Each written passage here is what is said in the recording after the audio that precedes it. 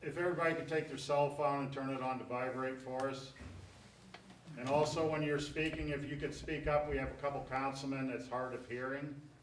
And act, so if we get the meeting started with the pledge, everybody stand. I pledge allegiance to the flag of the United States of America, and to the republic for which it stands, one nation, under God, indivisible, with liberty and justice for all.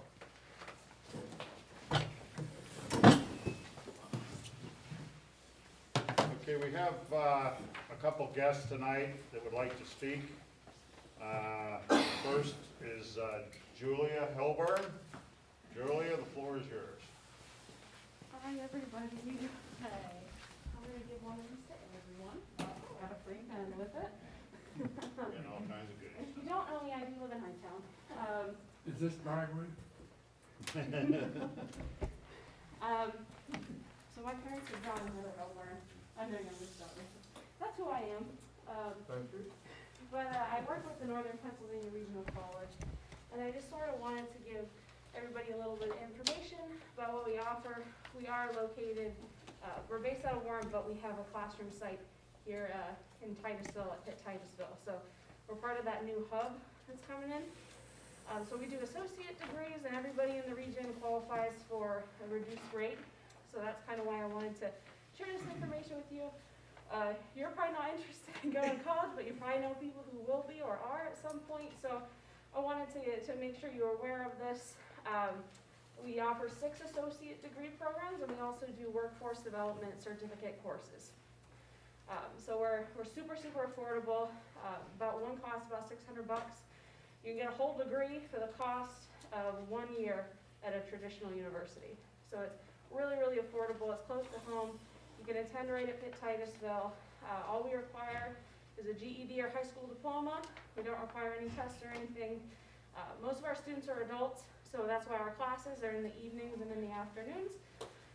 So we're really good for anybody looking to change careers, or if they never finish college, we're a good place to go back and finish college. So if you have any questions, I left my business card with everything. I don't want to take up too much time. If you have any questions, someone who's interested, feel free to contact me. Is there any questions now that I can answer? Julia, can you put this on our web page? Sure, absolutely. Okay. Yeah, we have our own website, regionalcollegepa.org. We also have our own Facebook. So yeah, I'm like the regional person to talk to about the college. So somebody who's interested, I walk them through the whole process, start to finish, and I stay with them until graduation. So I'm kind of like their contact for the college. But so if you know anybody, I just kind of want to get the word out there that we're out and about, we're around. On the workforce side, we have things like EMT class. We're doing an EMT class this February, with the practical portion being held over at the CTC in Meadville, the low tech over in Meadville. And we're also doing an EMR class. So if anybody is interested, like joining the fire department, that'd be a really good one to do. We do offer that EMR. We also do truck driving, CDA for child care workers, a whole bunch of stuff. It's all on our website. You can check out class by class. We do 8-week certificate workforce courses in addition to our associate degree programs. So if you have any questions, let me know. But thanks for your time tonight. Julie, the fire department meets next Tuesday, their board meeting. Oh yeah. Would you be interested in coming in and giving I'll some? have to check and see if I have some next Tuesday night. I think Okay. I might. But I could go to probably the next one. Okay, well, let me know. Sure, yeah, I'd love to come in. And I'll give them, let them know what's going on. Yeah, sure. All right, thank you. Okay? Thanks, everybody. Thank you very much. Thank you.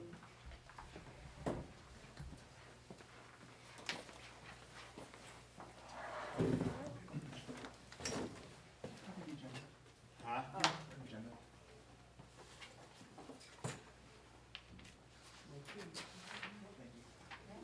Okay, our next guest is Kim Harris and Ron Steffi. They're with the Trails Association.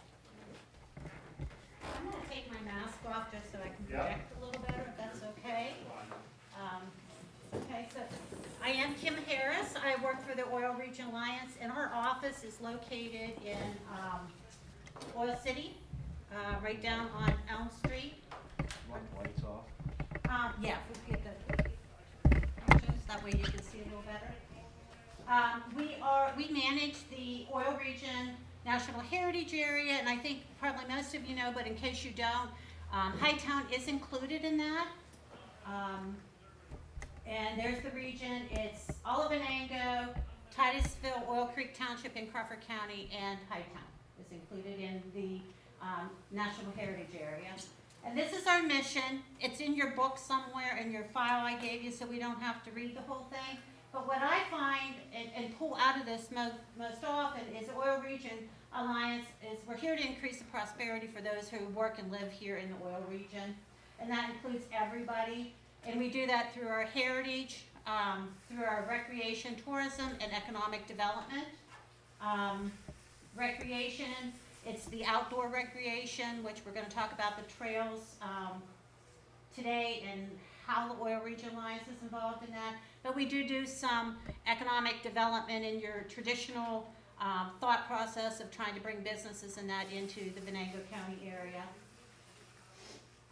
The Oil Region Alliance has kind of morphed itself so that we're now more of a rural development hub.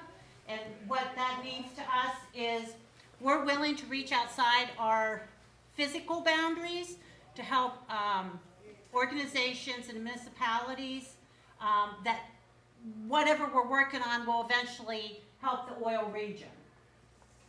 And we're doing that right now in several areas. There is what we call the Blueprint Community, which brings in Foxburg, Parker, and Emlenton. Emlenton is in Venango, but the rest of them is Clarion and Armstrong County. And it's trying to build those three communities to be outdoor recreation minded because of where they're situated and to benefit from that economically. The Allegheny River, the Oil Region Alliance is the designated management entity for that state designation. There's a federal designation too that we work hand in hand with, but that would be from Warren all the way down to Emlenton. And then of course the Erie to Pittsburgh Trail. And so now I'm going to just switch my hats off, and with the Erie to Pittsburgh Trail, I am the acting secretary. I have held that position for about 7 or 8 years now. Prior to that, it was another person within the Oil Region Alliance, so we have been involved in the Erie to Pittsburgh Trail pretty much since its conception, and that will be from the Bayfront in Erie, actually Dobbins Landing, down to Point State Park in Pittsburgh.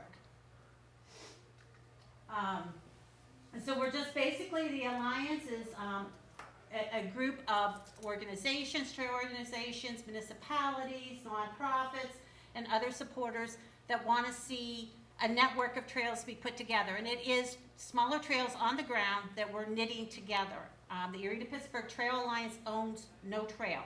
We're just the group that's trying to help other organizations get their trail on the ground.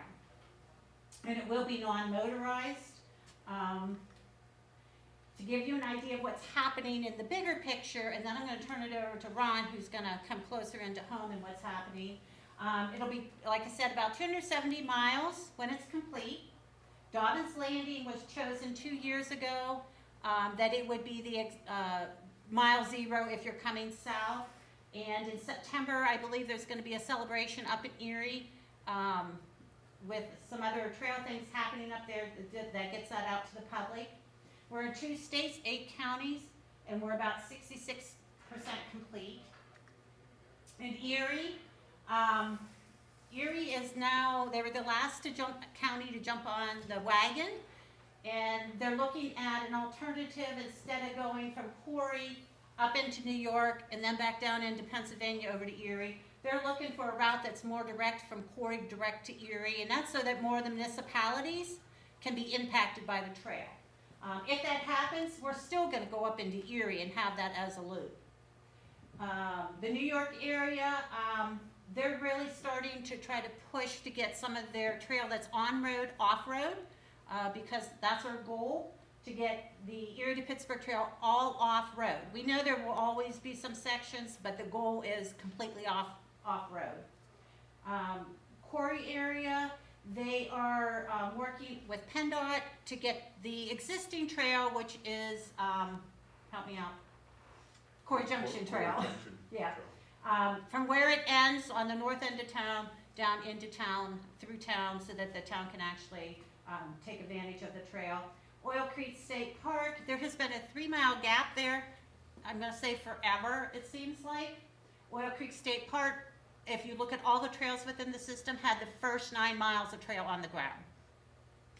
Their gap is being worked on now. They have money to start engineering from Petroleum Center down about a mile, I believe, and then they're gonna have to do a bridge across, but they're working on that. They do have money in hand, at least for engineering and probably some of the trail construction.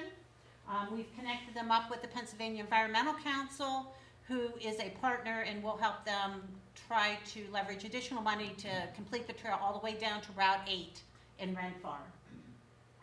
Then we come to the Allegheny River Trail. The Allegheny River Trail is pretty much done from Franklin down to Emlenton.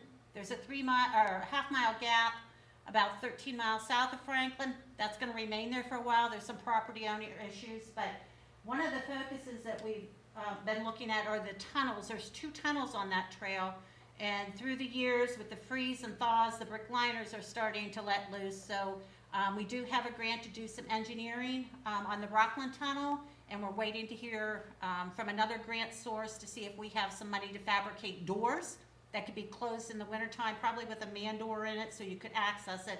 But that would help that freeze and thaw scenario that's happening. Also, right down at Emlenton, there's like 2/10 of a mile of trail before they reach Clarion County. We do have funding. That takes it from a street, if you're familiar with Emlenton, there's River Street, and then there's about a 20-foot pipe to the railroad corridor. So we'll be connecting up to that railroad corridor, so it's a 20 feet difference that we're gonna have to do switchbacks and that on. Armstrong Trails, they're working on the Brady Tunnel.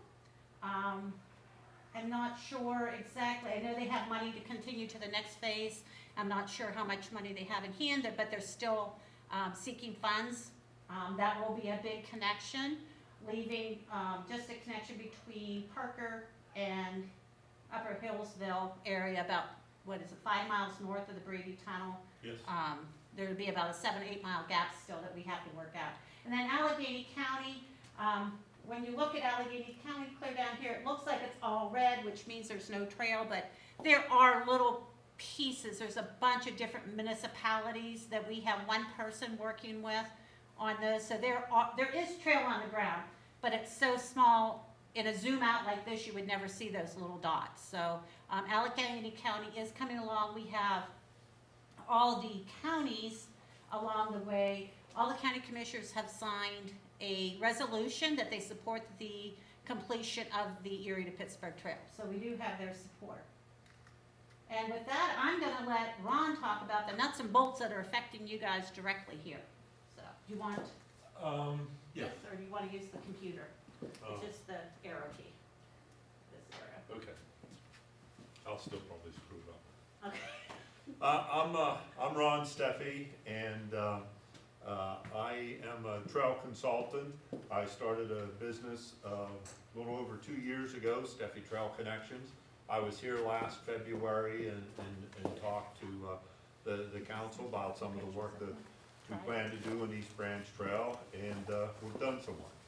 And this is how it looked 2 years ago. This is between Mystic Park Road and what's the next one up? Rosenberger Road. You can see it's overgrown. Much of it is honeysuckle, which is an invasive. We had some trouble with beavers and so forth. But as many of you have traveled parts of the trail with me or been in contact, we have done some work on the trail. And I'm working with Clear Lake Authority along with Kim, and the Clear Lake Authority owns the East Branch Trail. It extends the whole way from Erie County is where it begins and goes right past here, although we don't have plans to improve right in town right now since there's a road, and then it extends on back and goes into Oil Creek Township just south of here. And the goal for them, I'll read it there, to enhance a trail corridor for cycling, hiking, skiing, snowmobile, environmental education, wildlife viewing, where the trail corridor permits equestrian use. And the different partners we have, well, we have the Oil Region Alliance with Kim, Steffi Trail Connections, the Tri-County Snow Blazers, which is mostly in Erie County, but they've been helping us. Northwest Trails Association, another nonprofit organization that's been assisting us. Crawford County Planning Commission, the Pennsylvania Environmental Council that has Appalachian Regional Commission grant, and they may be spending between $200,000 and $400,000 on part of the trail to get improvements between here and Spartansburg. Exactly where is hasn't been completely decided. Erie to Pittsburgh Trail, PA DCNR, Trail Volunteer Fund through the Pittsburgh Foundation, and we put Hydetown Boro Council in there since we've been working with some of the people here. And last month we gave this same presentation to Centerville Borough Council, which was very excited and looking about what they can do, not only with the land trail that goes through Centerville, but also with a water trail. So here's a picture of, this is roughly the same area. I'm trying to take a picture of this tree here, this tree here. That one I got a little off, but this is the same area. This picture I took on a Monday. The following Saturday, I took that picture. So that's a difference of what we're able to do with almost a mile of trail with volunteers in less than a week's time. Now that's not a finished surface. Some of the trail corridor had been eroded away, that the water was running right down the trail, so we had to build a base there. And what we're trying to do is, I know people have been promised that there's going to be a trail going through here since the early 90s. Well, what we're trying to do is to get some support for the trail and have the trail go forward. And I found to success there that what you try to do is you find you always have your trail champions, but the active trail supporters, who's willing to do something. And once they do something, sometimes you get these passive trail supporters. They may be for the trail, not against the trail, but they become a little more trail friendly. You have neutral people that, if the trail's there, that's nice. If not, that's nice. But you try to move everyone to the left there and really do outstanding job on the trail and make it that it's easy to use, that it's environmental friendly, and it connects the towns and the businesses and the natural beauty. The passive trail opposition, there's always going to be people against it. So you listen to their concerns and you try to bring them also over to be more of either neutral or passive trail supporter. The active trail opposition, there's always going to be people against the trail. And as I tell people, no matter what you do, there's a reaction to it. And it's not always positive, it can be negative. So for the active trail opposition, I used to try to think, I got to get them over here.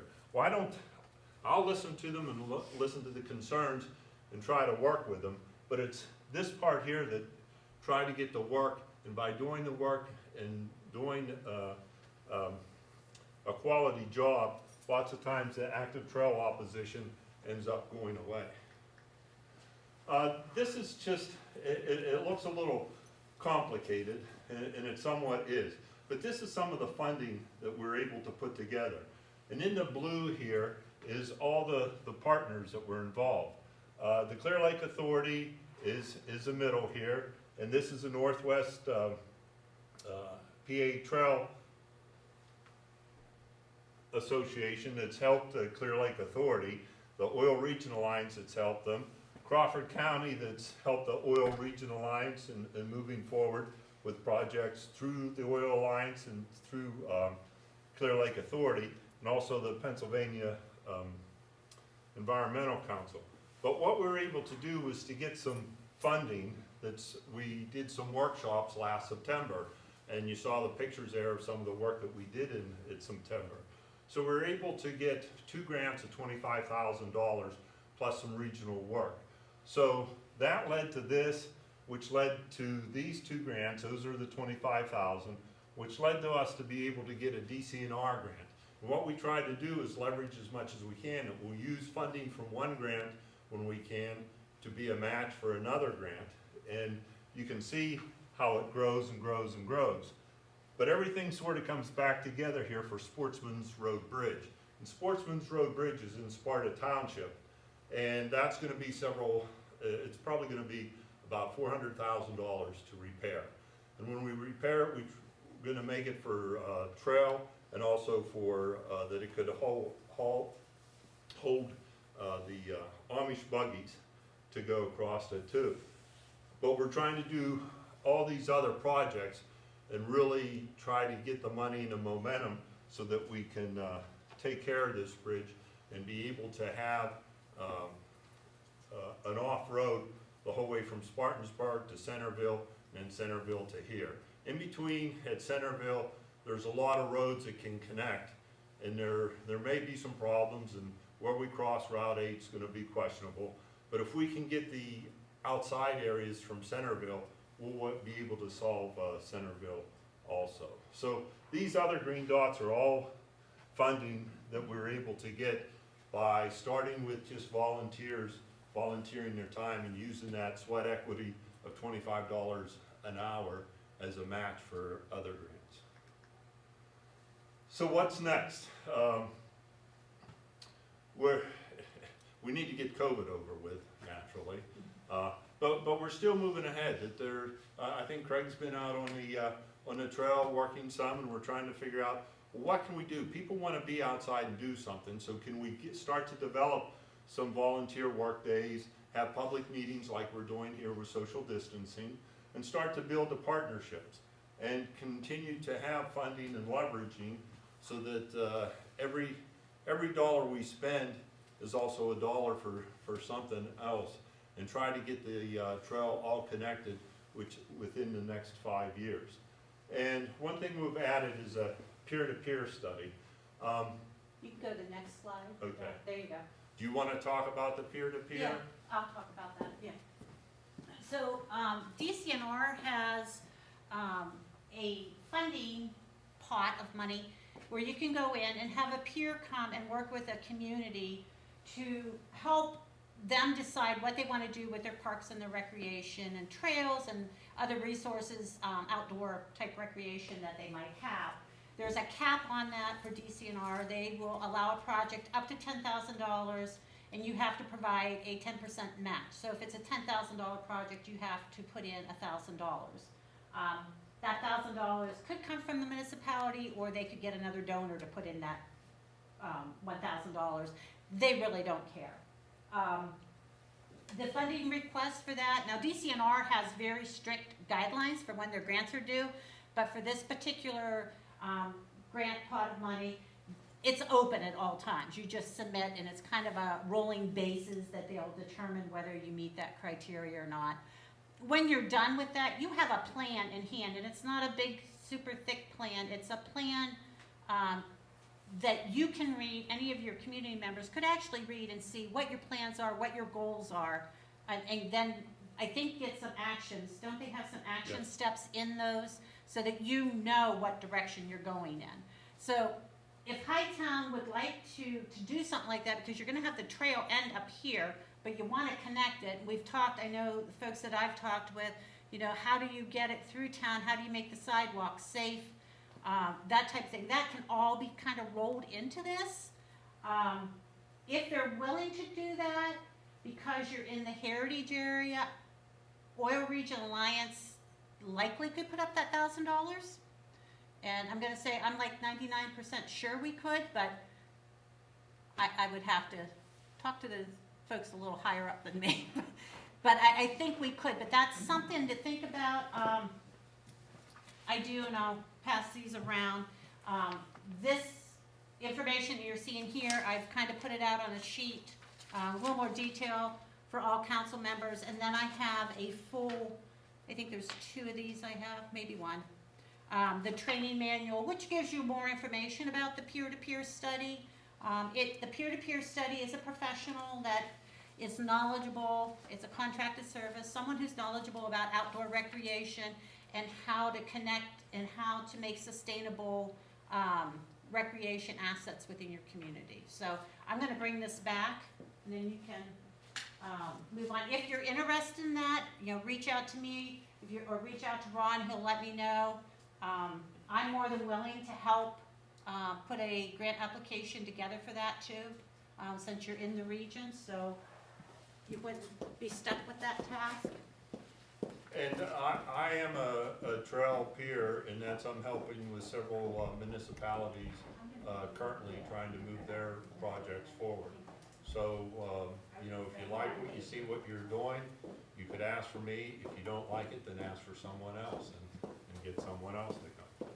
I'm gonna sort of wrap up here. This is a poem that I had to learn in high school, but it stayed with me my whole life. Stopping by the Woods in a Snowy Evening by Robert Frost. Who woods these are, I think I know. His house is in the village of. He will not see me stopping here to watch his woods fill up with snow. When I was young, you could go out in the woods anywhere, and everyone was respectful. If you went out in the woods, you were respectful of who owned it, and the owner was respectful for what you're doing. Nowadays, you don't have that opportunity. So that's one of the things that the trails do, is it provides you a place to go out and connect with nature. And I think that's one of the things we lack, that this is a family-oriented event that you can go out in the trails, and I do it with my children, my grandchildren, friends, and I really think we need more of this, that we can just go out and watch the woods fill up with snow. My little horse must think it queer to stop without a farmhouse near, between the woods and frozen lake, the darkest evening of the year. And till recently, this had different meanings to me. The darkest evening of the year was in December, whenever it was the shortest day. And again, the trail can be far away from anything, and you just enjoy being there. And like a horse, a lot of people think, well, why are you building a trail in the middle of nowhere? Well, especially in COVID here, that's where people want to go, is nowhere, where there's not other people, where they can get outside and they can enjoy with their friends and family and be there. The darkest evening of the year has taken a turn for me. The trails have really done great things for me. I was in a roof fall accident, and I almost lost my right foot. It was the trails that helped me save my right foot. I went through a divorce.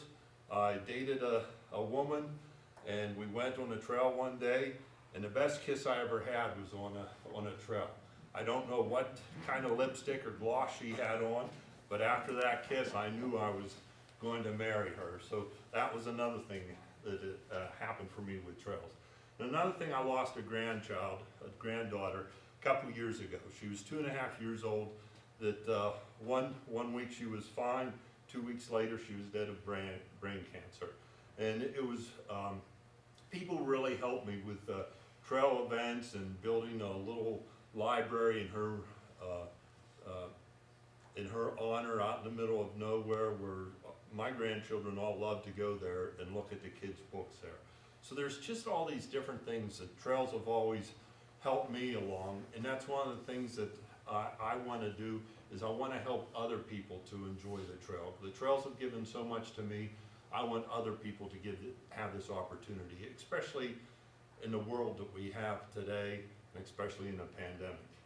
He gives his harness bells a shake to ask if there is some mistake. The only other sounds a sweep of easy wind and downy flake. I look at the horse here, when he gives his harness bells a shake to ask if there is some mistake. Boy, I've had lots of volunteers that we've worked, and I've worked with volunteers. With volunteers, we've built over 60 miles of trail. And there's lots of times where they shook their heads and they just, they couldn't believe what I was asking them to do, but they did it, and it has proved successful. And an example would be, a lot of people think, let's just make it 4 feet wide and go down through here and it'll be nice. Where I try to make it 20 feet wide so people can pass each other, and bicycles and everything else. You have something on the side that your vegetation isn't growing in, that you have to mow every week, that you only have to mow 4 or 5 times a year. But if we do work, I guarantee you that you'll you'll look at me and you'll shake your head and ask if there is some mistake, that it's inevitable. And the last one, the woods are lovely, dark and deep, but I have promises to keep, and miles to go before I sleep, and miles to go before I sleep. The end of this month, I'll be 65 years old, and I've just found what I want to do with my life, and it's with trails. So I do feel that I want to get this Erie to Pittsburgh trail finished. I want to get the East Branch trail finished, and I'll do what I can to help everyone so that we can not only make a trail for people to use, but to tie the trail into the local businesses, so the local businesses like Hawks and that can also benefit from the trail. So again, it goes back to the trail being overgrown, and are there any questions? I know it was a little long there on everything we did, but anyone have any questions? Ron, what is the right-of-way for the trail? The right-of-way really varies a lot. There are places where it's over 200 feet wide, and it's very seldom that it is a right-of-way, that the railroad, originally they had a lot of right-of-way, and when they rebuilt the railroad around 1915, 1916, they bought the land from the landowner. Now there's some places where it's only 50 feet wide, and that's very few places. Most of it is, I would say, between 70 and 100 feet wide, but there are places where it's 200 feet wide. Does that answer your question? Well, you mentioned about 20 feet wide. Yes. Is that about the normal, what you do on a trail, is clearing vegetation? Yeah, that's what we try to do. And what we try to do is have the trees on the side. Get that high canopy that comes up over top of the trail so that it's cooler. You don't have to do as much maintenance because the vegetation doesn't grow as much. But again, you're going out into nature, and that's what we like to do, is to encapsulate the trail user. But we look at how can we best maintain this and still have the effect that we want. So some of it can be, I think with this trail here, you can look at, well, do we want to have a logging, that there's several areas that can be logged every 20 years or so, and working with the county forest and just making the opportunities that are available. Another thing that makes this a little bit different is the use of the horse and buggy. There may be places where we can have the horse and buggy close to the trail or further away from the trail. If you go up through here, there's lots of places you can sail where the railroad was after 1915 and where it was before 1915. And before 1915, I could see why they had a lot of derailments. They had a lot of up and down and sharp turns and everything. Is your plan to have a horse and buggy trail beside the bike path? Where we can, we don't, I think it's most important in Sparta Township, Spartansburg, and Rome Township. Once you come on this side of Centerville, you've got a lot of back roads that you don't necessarily have to use the trail. But the county would really like to get the horses and buggies off of 89 and 77 and just not have and 8 also, Route 8. And look at it, where does it make the best sense to have horse and buggy? And that brings up something else, that they have to buy into it, that they have to if they have the right to be able to use the trail, then they have to have the responsibility to use it and maintain it also, as with anyone. And the side trail that we're saying, horse and buggy, it can be anybody riding a horse for that matter, because they do allow horseback riding in the county forest. So it would include that, so if there's someone around that has a horse and they wanted to ride alongside the trail, if there is the room there for the equestrian, then they're more than welcome to use that. And that just increases the number of users within that area. So once we get to Hawks, then there's where we need to connect to the park. Right. And we're looking at maybe using Main Street and 408 to do that. park Yeah, section. and I think that's where a peer-to-peer could help in determining what needs to be done to make it safer traveling through there. As of right now, talking with Clear Lake Authority, they have no desire to actually put it on the rail corridor. Some of it exists, some of it doesn't, because people build on it now. They would like to eventually, the railroad bridge that's around town here, they would like to maybe redeck that, because they just want it to be safe for anybody that is traveling over, not that they would be putting a trail across that. If the trailhead is at Helberg Park, then it kind of makes sense to try to keep people where the businesses might be. And along with that, what I always look at is how's it gonna be maintained? So we have a lot of trail here, and maintaining it through Hydetown here, if we can use a road, you know, I'm not gonna say if locals wanna put it there, we can put it there. But I don't think there's that desire right now when we can use a road and do that. But again, I don't wanna make something that we can't maintain. Right now, we have to make sure that we're maintaining these areas that are going to be improved. I remember last fall you were talking about Mystic Park North, benches, because of the rookery and stuff that is in there for people to nature watch. Yes. Yeah, and that's what I try to do, that people are gonna stop along the trail. So why not encourage where you want them to stop? And really put the benches at places where they're not gonna interfere with the adjacent landowner and be a problem to him. But give these views like the rookery. There could be a sign there explaining exactly what the Great Blue Heron Rookery is, what people are looking at. And there's beaver dams at several places, and the same thing with that. And we try to have native flowers that are growing along the sides, because it keeps the invasives down. So if you have some of the native flowers, you have more pollinators, you have the butterflies and everything, and why not try to point that out and really expand on that to make part of the trail experience more enjoyable.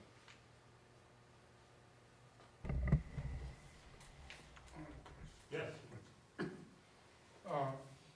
You're coming from Centerville and that down, there's a lot of jump off roads to jump off on to get on the Mystic Park Road. So are you saying the Amish buggies are gonna jump off the same as the bike? Are gonna jump off and come down along Mystic Park Road? Bicycles we'll try to keep on as much as possible, but going through Centerville, there's a big question mark on, there has been some buildings built right on the corridor.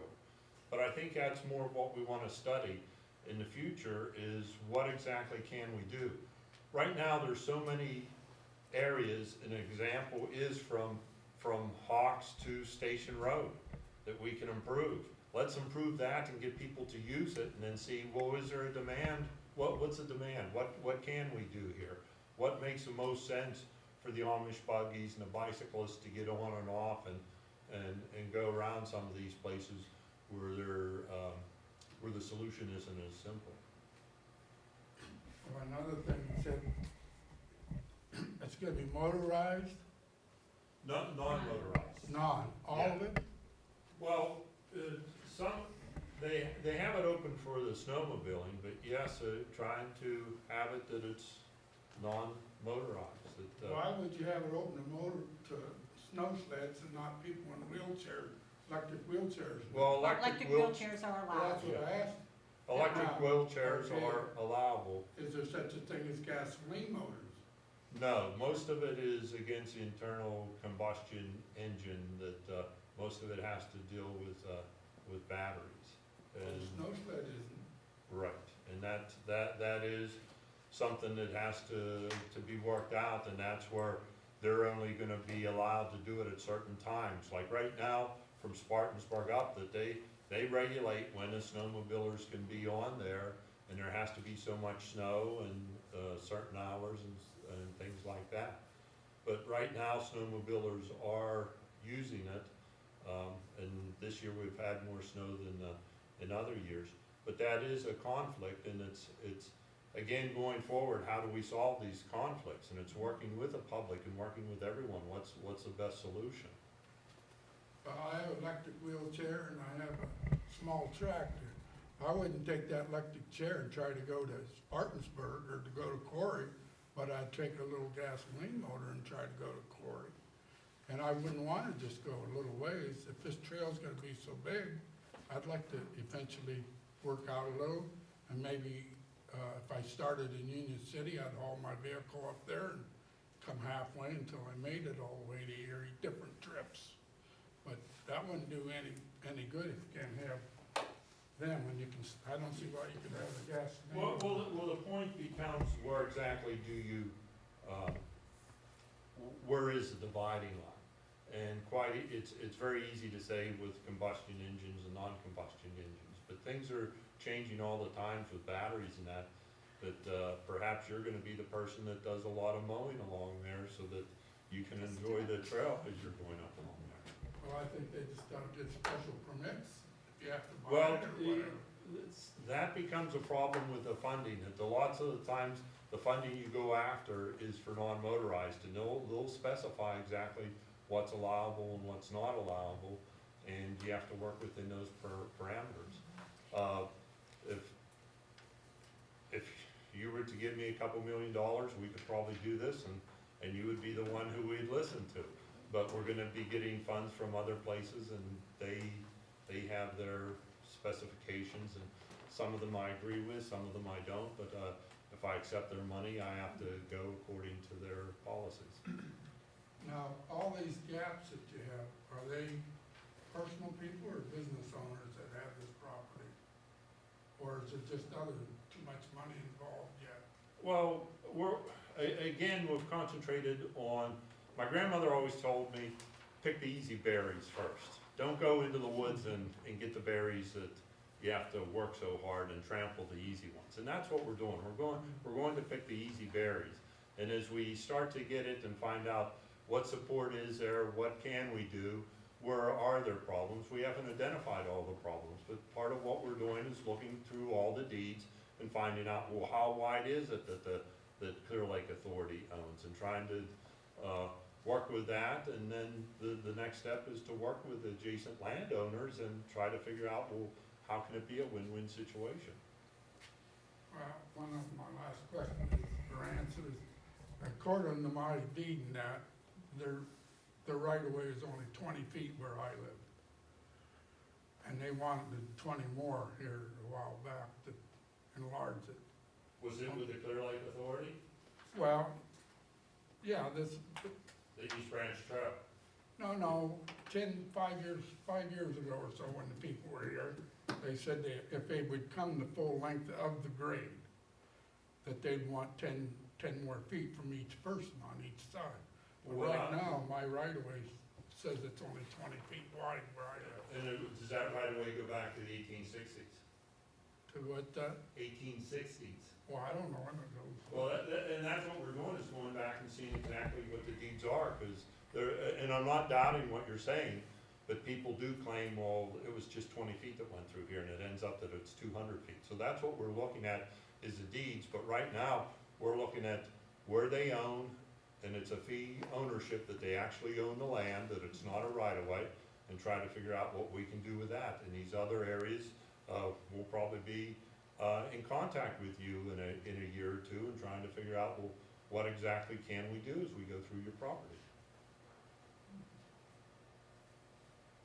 But it is, again, going back to 1915, the railroad had a lot of right-of-ways before that, and then they came back and they purchased wider areas, but there are some places that are more narrow, and maybe your property is one of the ones I haven't looked at yet. Can I ask your name? What is your? He wanted your name, Randy. Oh, Randy Winkleman. Okay. I live right, actually, on Main Street. Yeah, and I haven't even looked at any of the deeds here in town, because we're not gonna be building through here, that we're looking at the road, so. And that's, in the towns is where there was some right-of-ways and where it became more narrow, because there was houses and other things around. Yeah, our look at it right now is it is easier just to bring it down Main Street not to worry about the rail corridor. If we can help make it safer just for pedestrians to be out along Main Street and get the bicyclists and trail users there, then that's a win-win for everybody.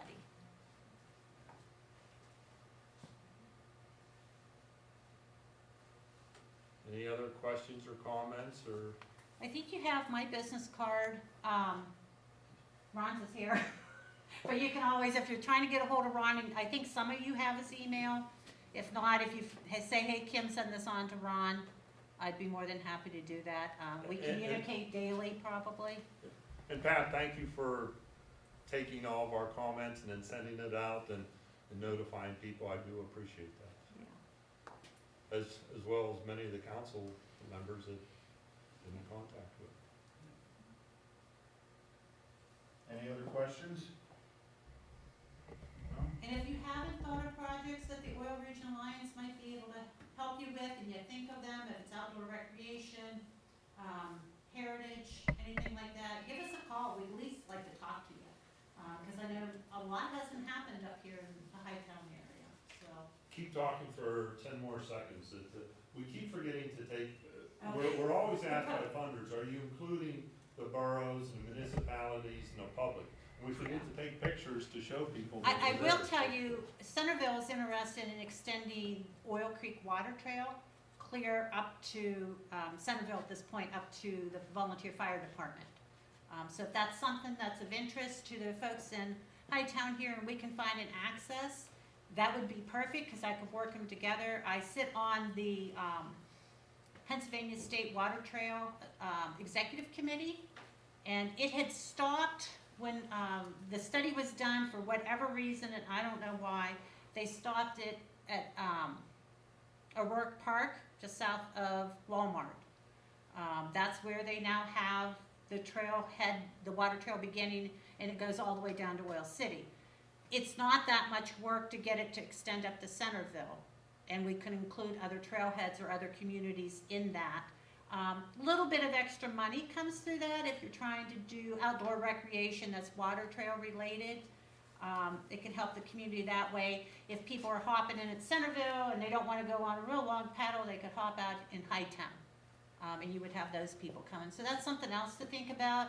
I do have a meeting beginning of April, I believe, up at Centerville with a potential funder to do a small little access area there at the fire hall. So I know I have kayakers that kayak down behind my house, and they get out sometimes around that area, and that when they're done. So, yeah, it's being used. if that's something you'd want to formalize more, you and I can have a talk. That would be probably the access that would have to try to come along the trail, because I know where your property is because of walking up through there. But, Yeah. that's I wanted to throw that out since he gave me a few more minutes to talk. That is something that's happening up north of you a little bit.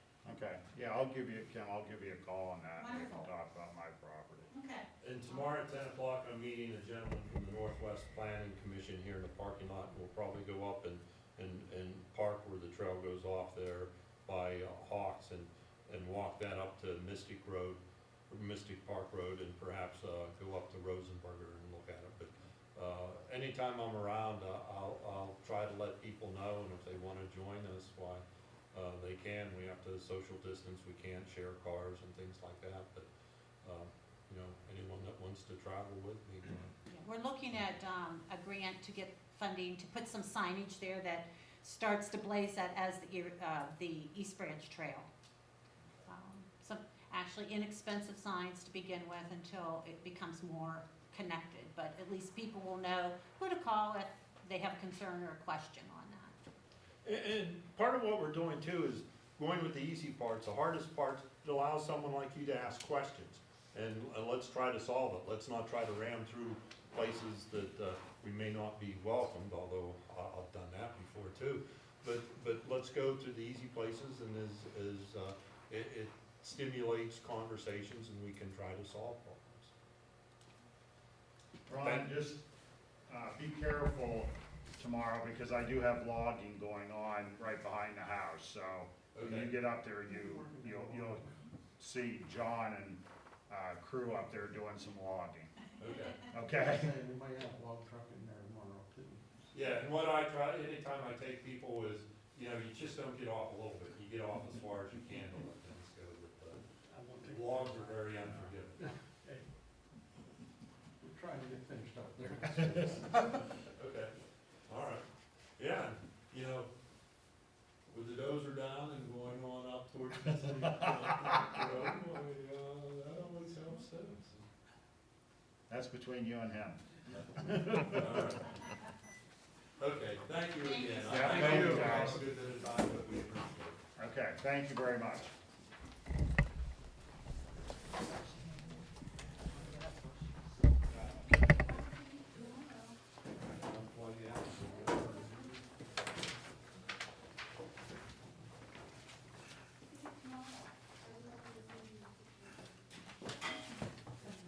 I'll get you another one.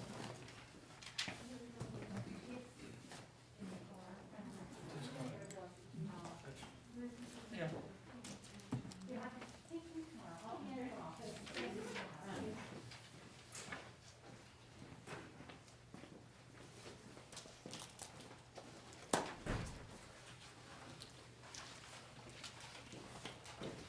All right, we're gonna move on with our meeting. John, do you have anything? No? Okay. John, I'll get together with you after the meeting concerning the intersections. Oh, okay. Okay, the minutes of the February meeting, if everybody's had a chance to go over them, if there's no, corrections to the minutes for February, I'd like a motion to accept the I'll minutes. make the motion to accept the minutes. Okay, Phil, second by Craig. All those in favor? Opposed? So carried. Treasurer's report. Look at this in the work session. Oh, yeah, sorry about that. I also need a motion if there's no corrections or additions to the work session of February 22nd. I'll make the motion. Okay, there's a motion to accept the minutes by Phil, seconded by Jack. All those in favor? Opposed? So carried. Thank you.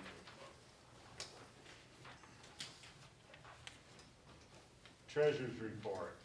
Is there any questions for the treasurer?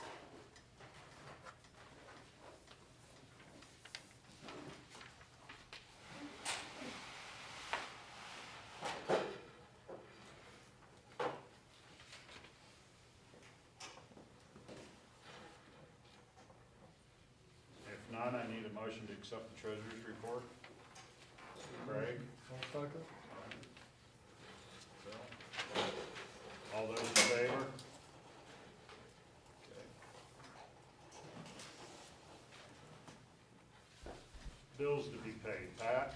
I got some more checks from Bergheimer. I got $577.44,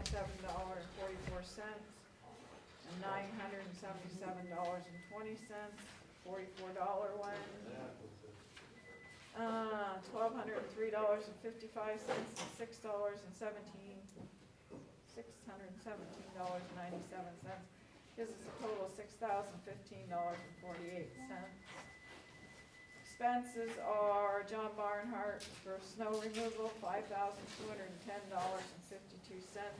and Butcher and Winkler, $40. I don't know what Bergheimer will be, and I don't know what Swift will be this month.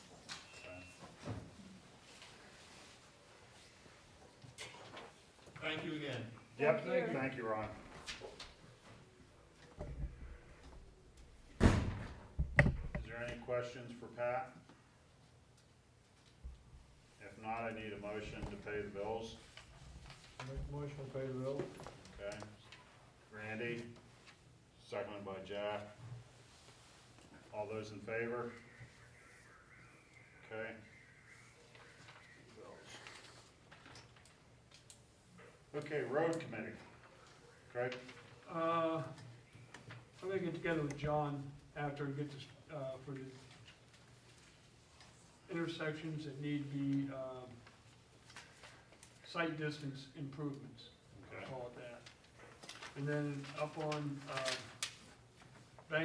Water Street, and Bank Street around that curve, we gotta talk to them about, again, we gotta decide, you know, I gotta talk to them about permission to trim the trees. But then we have to go on, to find a contractor that will cut them Okay, at a later date. all right, That's basically all I have. okay. Park Committee, Bill? So we have a few more trees to take down. Some of the tops come out, and I cut a couple more. One was in the way, the other one we fell. I've talked to Hasbrook's again, and we have a tree at like a 45-degree angle. Before summer's over, it's gonna be on the ground. And Brett said, go ahead and do what you gotta do. And Jack's gonna come over and give me a hand and get that on the ground. It's gone from here to leaning right out of the 45. And it's, here's that basketball hoop, and Yeah. I think you got a picture too, like horseshoes or whatever. Right, It would fall in that area if it fell, but if somebody were there that day, they'd be dead. That's probably 1.5 feet in diameter, 50 feet high, and leaning out pretty bad. okay, Come better weather, we'll get it. okay, take care of it before the park opens up. Okay, sounds good, anything else? No, Dave, I don't know if you had a chance to look at that bathroom or not, the lights, whatever. No, that's just a minor adjustment. When I start opening things up at the beginning, I'll go in and pull that cover off and adjust it. Phil, we're gonna get, estimates on doing the soffit and the Right, fascia. I have not ran into Nathan, too many Amish, not Miller. Lee, Nathan Lee, I haven't seen him for a while, so I'll give him a call. Okay, We're gonna, we don't wanna be doing that yet anyways, but we need to get an estimate, it's yeah. March, Right, it's gonna be here, okay. right. Okay, anything else on park? Nope, okay. No zoning officer report tonight. Compliance officer, nothing? I haven't heard anything new since the discussion we had last week. Okay. Craig's gonna meet with, when are you meeting with the soil conservation on the drainage issues? As soon as the weather improves this month, I gotta get a hold of her. Okay, Yeah, 'cause I did, I was at the virtual, dinner we had right, last week. Good picture, by the way, on the computer. But, it was pretty good, it was pretty good, the speaker was the weatherman from WKBN out of Youngstown explaining weather and everything. But other than that, it went pretty well for a virtual meeting. yeah, okay. Yeah, because the Hoys have contacted Pat again and asked us, where we were at on that situation. So, Yeah. told them that you were gonna meet with the soil conservation people sometime this month. And I do have a call into DEP also. Okay, all right. Okay. On to old business. The zoning, issue with Mr. Schemberg. We, need to move on that, after the work session. And during the work session, we talked about ways that we could solve the zoning, problem. One would be an amendment to the zoning, in the R2 district. This would allow the borough to amend the zoning and have control of how, the rules and regulations that go into that.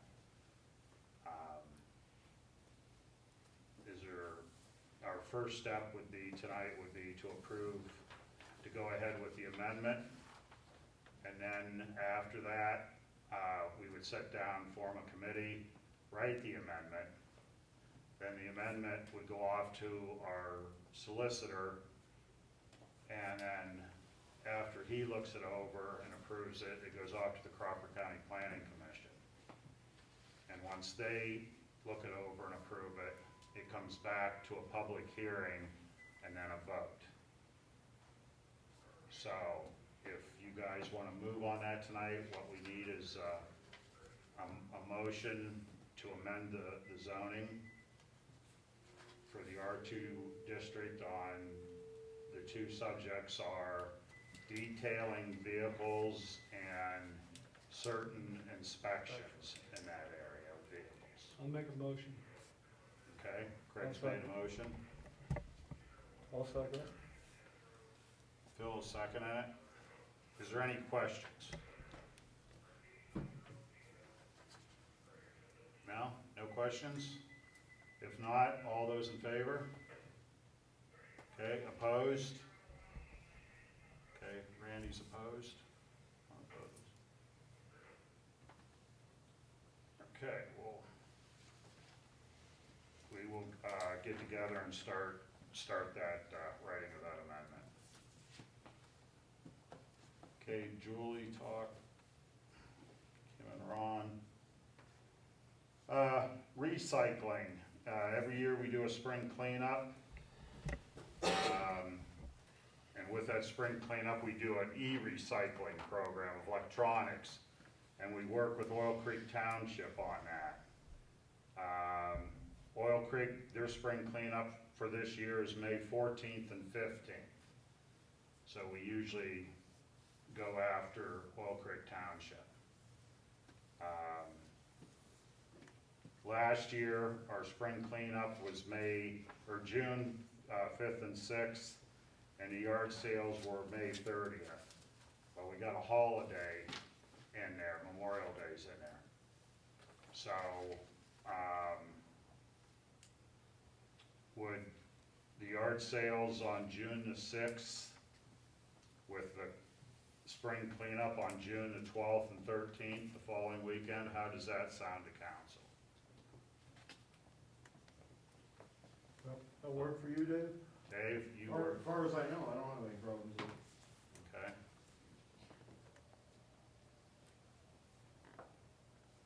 Is that okay with everybody? Yep, works for me.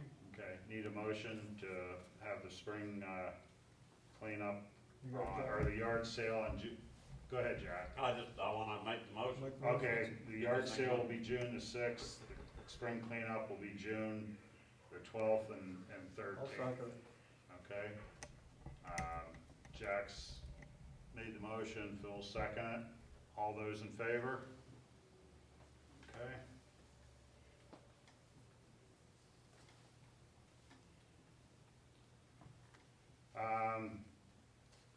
The situation up on Old Route 8 with the property owner that has some, I guess it's parts of junk vehicles up there. Craig, you been up there? Yeah, sitting in the front yard. Okay, and also has animals up there, and he doesn't have enough property to house the animals that he has up there.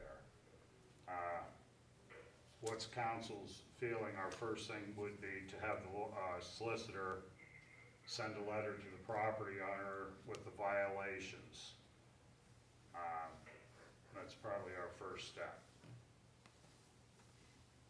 Everybody in favor of that? I'd say, yeah. Yeah. Everybody okay with that? Send a letter off? Okay. We will get with the solicitor and send a letter up to that property owner. At the work session, I gave you a price on mowers and that. I talked to Dave. He's been doing the maintenance on the mower. That mower, Dave, how old's that mower? About, I'm guessing I would consider it 12 years old, roughly. yeah, and it's done a lot of mowing, done a lot of repairs to it. Dave, you wanna update council a little bit on the condition of it? The deck's actually in pretty good shape. About every 2 years I have to replace the U-bolts that more or less hold the deck in place. It's had several leaks in the past. We've had over at Green Hill Farms, as far as the drive hydraulics and stuff on it. It's a little bit different to drive. The last time it was over to Green Hills, they didn't get something set right, so the handles don't both go forward at the same time. You gotta kinda hold one back and one forward slightly, so it'll go in a straight line. But, I mean, I don't foresee it having any major issues this summer as far as getting through another year. But, if you're looking at a new one, those of you, there's a couple of you that actually been on that. It's a very rough ride down across that park. If you're looking at a newer one, try to find one with a little bit of suspension. Yeah, it's not the easiest ride, is it? No, it bounces you all over. You're sore when you get off of it. So, you know, it may be time to look into a new mower. We talked about that mower don't owe us anything of keeping the old one as a backup. We're not gonna get anything out of it if we sell it. If you wanna look, go ahead, Randy. These prices you got, they 0 turn? Yeah, they were all 0 turn. They were about 60-inch deck, somewhere between 22 to 27 horsepower. They were all commercial grade 0 turns. We don't have to vote on it tonight or anything. If you guys want to have more time, we can table it. If you come back, Pat, you said financial wise, we're doing okay. So if you want to, you know, we can discuss, you know, prices or what price range we want to go for. And then, go ahead, Jack. I was just wondering, before we vote on anything, Dave's the one that runs them. Right. I think maybe he ought to take a look at these ones that we have a list of and see what you prefer and would, for maintenance. My wife usually runs it. Occasionally in the spring before she gets out of school, I run it to make sure everything's taken care of, and I do the maintenance and stuff on it. But my wife's been the one for years running it. Yeah, but I mean, But you do the maintenance and. Yeah, I'd be happy to look it over, because some might be easier to actually work on and maintain than other ones. So. I mean, it might be a good idea to let Dave take a look at them and Right. see what he thinks on what we're looking at. Yeah, did I give you a list last week? Okay. You got one? Okay, Pat will I get, just have to find it. Pat will get a list, and we'll also look at, you know, when we get one, financing, and also, you know, service. Yeah. You know, I mean, Green Hill Farms is where we got the last one. They were good to us as far as servicing that tractor and that, so, but we'll take a look over, and you wanna come back with a price range, and we can narrow it down and give you a list of tractors to pick from. Sound good? Okay, well, I want to give you one more suggestion about that. yeah, If you're buying one, try to get it to somewhere where we can maintain it within 20 miles. So if something breaks, we're not running all over God's creation trying to hunt Yeah. parts for it. Good idea.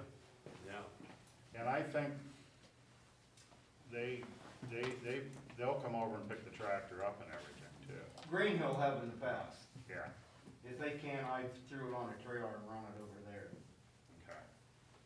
Well, yeah, I think that means a lot, having someplace close where Yeah. you can get them serviced. Yeah. Right, and another thing Dave talked about was if we go with a wider deck, the cemetery, it may not be able to mow that cemetery with a wider deck. And that's another reason maybe to keep the old one, because it's got a smaller deck and can mow that cemetery Yeah. right You now. said so all of it them are can be- commercial, right? So they all of them should be built fairly well. Oh, yeah, commercial, yeah, they're fabricated decks, not stamped decks, and all everything's, you know, beefed up on them, commercials. Okay, we'll table that.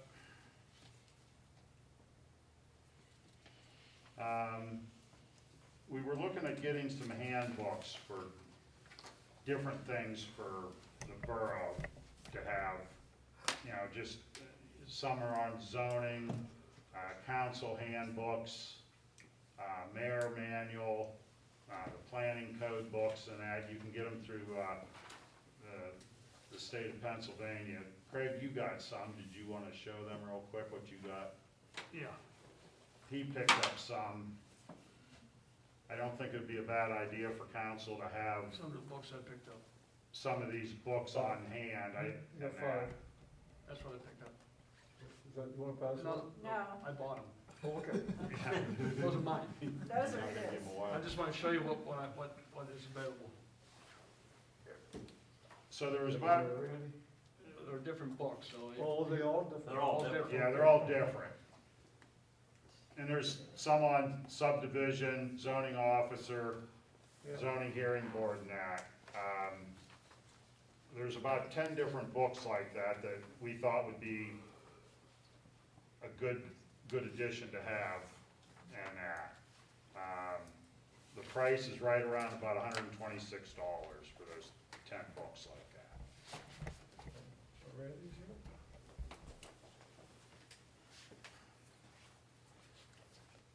You want a motion? Well, wait. These are just some of them that I picked up myself.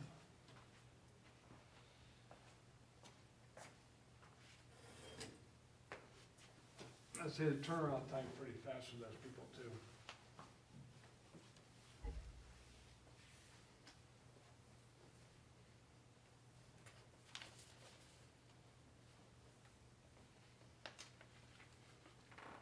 So, you guys, wanna move forward that we can purchase, those books and have them. Is there a motion to go ahead and do that? I'll make a motion. I'll Okay. second it. Greg's made a motion to get these books from the state of Pennsylvania. Bill second it. Any questions?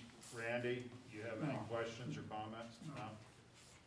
Okay, I don't know if they want to look them or not. and that, all in favor? Okay, approved. The other thing are our zoning books. We've had them for quite a while, since 2008. And we need to purchase some more of them. We get them right down at Drake Printing, does them. So that the zoning hearing board, everybody on the zoning hearing board can have a copy, everybody on council. That would be roughly about 12 of them books. Did you get a price on them? Okay. We'll go ahead and table that if you want to, and Pat will get a price and bring it back at the next meeting. I think we need them. I'm just gonna go ahead and get them. It can't be that expensive. No, I think just $12 or something. Okay, she said they're about $12 each. Anybody wanna make a motion to purchase, the zoning ordinance books through Drake Printing? Yeah, I'll make it. I'll second. Jack, second by Craig, Greg. all in favor? All those in favor? Okay. Something else I wanna bring up, Larry, do we wanna advertise for street sweeping? Yeah, when did we do street sweeping last year? I think last May, In May? yeah. Okay, I think the earlier we get it out, the better it'll be. okay. Yeah, I don't have a problem with it. Probably right up the same as we did last year, Pat. I would just call up Russell Standard Well, we got other people be interested too, and so Sean. that should put it in the paper legally. Yeah, Oh, I should, okay, I'd put it in the paper and make it, you know, right. okay, Russell Standard's not around anymore.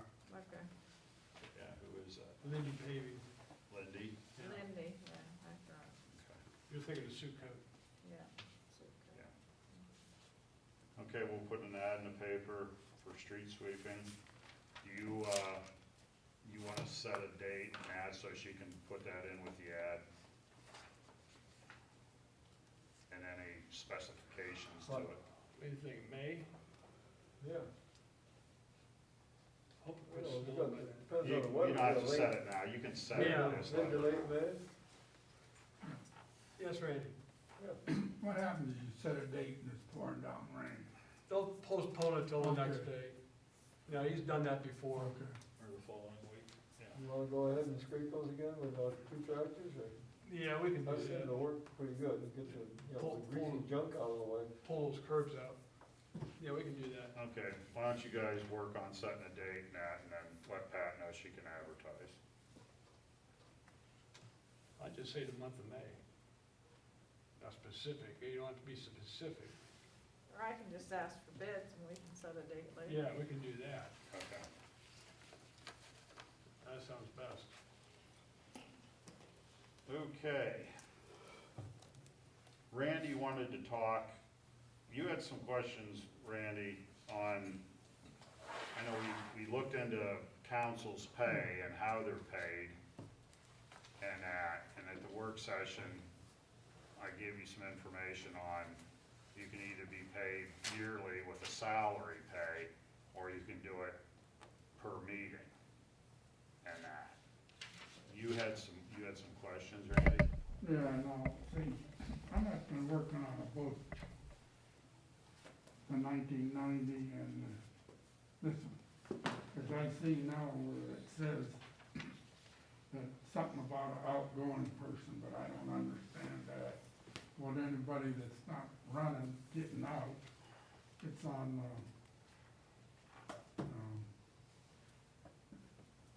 106 and that, I think is what I was told him over that.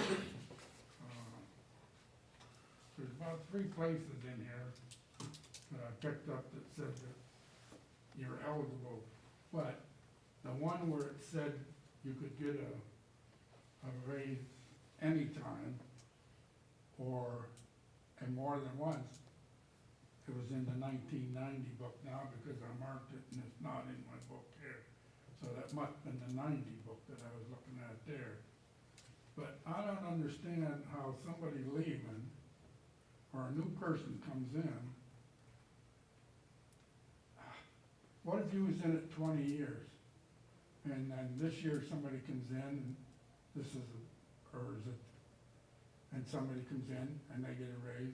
And another 2 years or whatever, somebody else comes in or out, they get a raise. You stay at 20-year one, what you've been getting at 20, and the rest of them, and then this guy stays at second, and it keeps going up, just one person, or 2, if there's, 2 people, or how many are running for office, you know, someone resigning or quitting and new one's coming in.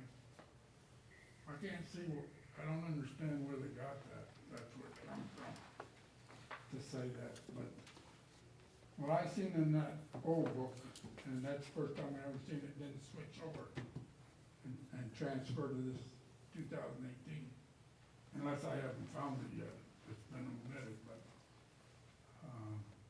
I just wondered why we can't get it, and it says you can get it, well, how do we get it? That's what I wanna know, how do we get it? Well, there's, what I'm understanding in the book, and we talked to Wendy Nickerson with the Pennsylvania Boroughs Association. There's 2 ways. An outgoing mayor or councilman, if you're outgoing, can set a wage for the rest of the members if they are leaving. The other way is by ordinance. And that, you can do an ordinance, and then the ordinance would have to be advertised, people from the borough could come in, give their opinion, and that, so you can, those are the 2 ways you can set your pay, is by an outgoing mayor, councilman, or by an ordinance. She also said there's 2 different ways you can be paid. One is by salary, a yearly salary, or you can be paid per meeting. And that, as long as you don't exceed, we're under 5,000 people, and the book states that you cannot receive more than $1,875 a year for being on council. So,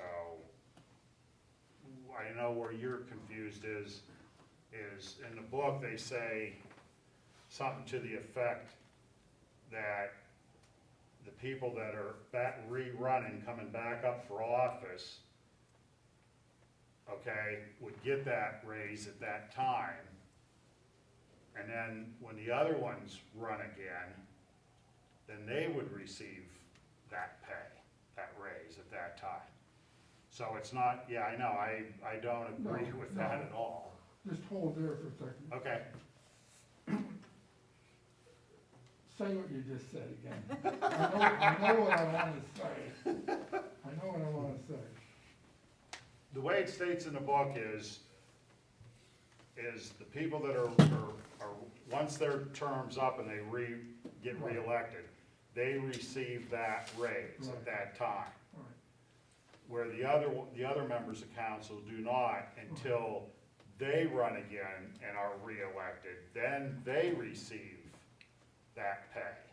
Okay, then, those last people, suppose they resign, now you get new people. Do the new people Get the that would be raise. running that time start out with the high pay, or whatever you want to call it, the raise along with the the people that do get, Right. Say you don't run again and someone comes in and runs and when they step into your position, they will get that raise because they're coming into your spot. then if you go the resolution way, The ordinance does way. council dictate how it's gonna be? Like, does council say, you people that are already here will be included in that? Or is there a law that doesn't state that you can catch up to the new people ever? Well, the way the book says that you have to be, reelected or run again and that to receive the raise. If you do it by ordinance, I can't tell you one way or the other. I'll have to look into that. I don't understand. Yeah, I know, it's, I just think that everybody would be the same, I don't know. well, And I can't understand how a person going out would be the one that recommends you get a raise. I know. I think the whole reason is to stop, because I can give a raise next year, he votes for a raise, so we keep giving ourselves a raise, that can get out of hand too. I think that was why they did that. I can't give myself a raise. If I'm leaving, I can vote, you're still gonna be here, I can vote that you will get a raise, but I can't give that to my own benefit. yeah. I think that was the reasoning behind it. Right, you're not benefiting yourself by doing that. And that's why the second option, the ordinance, you can do it, but you have to go, it has to be advertised, you have to go through them steps, public comment, people could come in and say, oh, we don't feel you deserve that raise and that, and then, so, those are the two options they give you. I just think down the road, there ain't gonna be too many people on council, because, I mean, that ain't that much money, but as far as, the money goes, but, Yeah, I agree with you, Randy, I think. you gotta gain a little bit, every election, you gotta gain a little bit to Yeah. keep somebody, the younger people, cause, well, I guess the older ones are the ones that are running. I don't see too many young ones here. Yeah. I live in Hydetown. Yeah, you don't live in Hydetown, yeah. But I agree with you, Randy. I think if one person gets the raise, everybody should get it. Sure. And you shouldn't have to wait till you run again or whatever. I agree with you on that. Sometimes you read that book and it's like, Do we need to do a little more research on the ordinance where we can vote on it? yeah, I'll do a little bit more research and we'll, I agree with Randy, it's not fair, but that keeps the thing from exploding on you too. That, right, 5 years from now, we're all gonna get the limit on what our pay could be. Well, right, the little community can't afford that. right. So when we bring it back with more When information. you have new members coming in, guys dumb like me, I didn't even know we got paid. So it was a big surprise to me. I just wanted to get on here to help the community. Well, geez, I mean, thought we would make it. I think that's what we're all doing. Yeah. Randy? The other thing I'd say to that, if I was 30, I wouldn't take no 4-year term, I'd take a 2-year term, so that I could get more raises. 4-year term. You've always got the angle, don't you, Randy? But, yeah, we'll look into that, and then Okay. you guys could decide on if you wanna wait for someone outgoing or by ordinance, and then you could set the pay however you feel. Okay? Yeah. I'll look into, Sorry to interrupt you. yeah, go ahead. Something else you gotta remember too, once you, I believe it's over $500, then you gotta pay the government too. I thought it says in here, this is not salary, this is compensation for time or something in this book. I get paid for the township down there, and taxes get taken out of it every time I get paid. Trust me, Randy, nothing's free. Nothing's free. He'd have to claim it on his tax. Yeah. Yeah.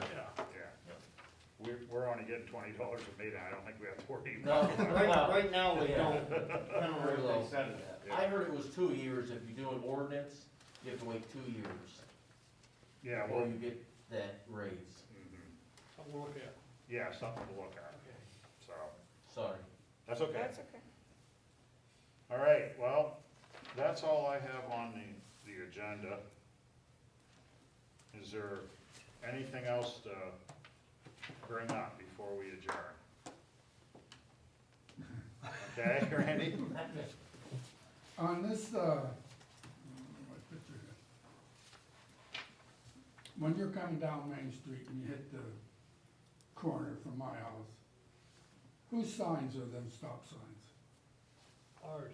Ours, Yeah. on that little island? The stop sign's coming this way. Yeah, coming from Fox, the Right. double stop sign. Is that ours? No, Yes. state. Whose is it coming around from 408? States. Why isn't that, why is that a stop sign at all? Because their traffic studies state that you should have a stop sign there. Well, if Could you you look see- at it, Could you see we coming got around stop there? signs all the way, people coming up here have right of way. 408's the main road, why doesn't it keep going? And the only ones that are gonna stop are the ones coming off 408 going to Hawks, or me coming this way, or somebody coming off Walnut. Why shouldn't that be a right? Come from Townville with no stop sign? Yeah, why should that stop? You gotta be out of your mind. Why? What are you gonna hit? Yeah. Yeah, but when they roll Dave, over. tell 'em what you're gonna hit. Might be cute. Everything. Yeah, I don't know exactly. Couple No, houses. no, you gotta have a stop sign. Their studies state that they, that's what PennDOT studies, traffic I studies. don't see how's come the guy coming up gonna have to stop? That's their studies. You'd have to, talk to Oil City about it. That's their Well, I'm traffic just studies. saying that it's dumb, I think. No, Oh, yeah. That's you the had- right of way. You had speed limit signs in Hydetown, Yeah, so we people don't aren't pay. going, well, they shouldn't be Yeah. going 60 mile an hour. No, no. But you don't on 408. Yeah. When they're coming into town, if there's no stop sign there, No, they'd be. it'd be fine. bad. you'd have a It mess. used to be bad. Yeah. You'd have a semi coming around here, they gotta make that turn, Yeah. somebody's, He better stay on his own side when he's yeah, making good the luck on turn. that. Just 'cause he can't see around that corner, doesn't give him right of way to sneak over. That's If what he I'm- stops, he can take a look and go from there, but that's Huh? why. It's a safety issue. You gotta have it. And I've talked with Jason about that, but since I put that other stop sign up there, that has helped Yeah. tremendously. Then another thing then, I would suggest if that stop sign is the state's, they need one like they got over to Meadville with a blinker, and try that out. There's a few Because more there's things. 10,000 cars that do not stop. Not only that one, this one. If you could snap a picture of a license plate and we could get $1, we'd be rich. Oh, we could put a red strobe on ours. No, don't put it on ours, put that other one. Ours, they stop mostly, but There's I've more, seen there's, a lot. there's more to it than that stop sign. That bush needs to be taken out of there also. We've been fighting that for 4 years or more. Oh, yeah, the bush, according to this book, we have the right to take it down. according to this book, we have a right to take that bush, from what I read. Something to look at. Huh? Something to Well, look at. I know the guy who Hey, come in. well, hey, we'll get him on it. April Fool's is coming up. We'll say that we're putting a roundabout. There you go. Oh, they love that. As a kid, we used to park our bikes there and watch the accidents happen, because they didn't have any stop sign. Then they went the other way and put 2 stop signs up there. Before you made the bend, there's a stop sign. You went 50 feet, a second stop sign. Then the guy would stop up front, but the guy wouldn't stop behind. So this has worked a whole lot better since they gotten out. Getting a history You know, we used to go there on bicycles and watch and count how many accidents in one day. It wasn't like 1 or 2. So that was needed. What happened was needed. Is there anything else to bring before council? Not, I need a motion to adjourn. Motion. Greg, second. Bill, all those in favor? All right. Thanks, guys. Hey, Randy.